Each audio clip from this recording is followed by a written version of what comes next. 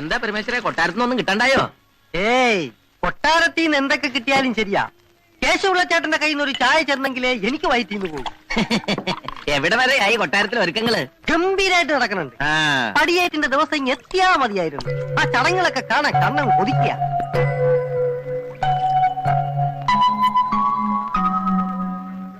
മൂന്ന് ചായ രണ്ടെണ്ണം ഇരിക്കുക. ചേട്ടൻ കൊട്ടാരത്തിലെന്ന് തോന്നുന്നു. അതെ, അവിടുത്തെ എല്ലാ കാര്യങ്ങളും നോക്കുന്നു നാം. നമസ്കാരം. ഒത്തിരി ആളുകൾ വന്നിട്ടുണ്ടല്ലോ. ഇത്ര ആളുകൾ ഇന്നും ഉണ്ടാവോ? ഏയ്, അവരൊക്കെ പടിയേറ്റ് പ്രമാണിച്ച് വന്നവരാ. എല്ലാം ബന്ധുക്കളാ. പടിയേറ്റാ? അതെന്തിട്ടാ? പേര് കേട്ട വിവരദോക്ഷികളാണെന്ന് തോന്നുന്നു. കൊട്ടാരത്തിൽ അനന്തരാവകാശി ഒരു പെണ്ണിനെ ദത്തെടുക്കാൻ പോവാ. ആ ചടങ്ങിനെ പടിയേറ്റെന്നാ ഇവിടെ പറയണേ. നമ്മളെ പോലല്ലോ, അവര് രാജാക്കന്മാരല്ലേ. അതുകൊണ്ട് എല്ലാത്തിനും പ്രത്യേകം പേരുകളുണ്ട്. കല്യാണത്തിന് പള്ളിക്കെട്ടെന്നാ പറയണേ. അതുപോലെ കിടപ്പറയ്ക്ക് പള്ളിയറ, ഉറങ്ങുന്നതിന് പള്ളിയുറക്കം. അപ്പൊ ഈ കൂർക്കം വലിക്കുന്നത് പള്ളിക്കൂർക്കം. മതി,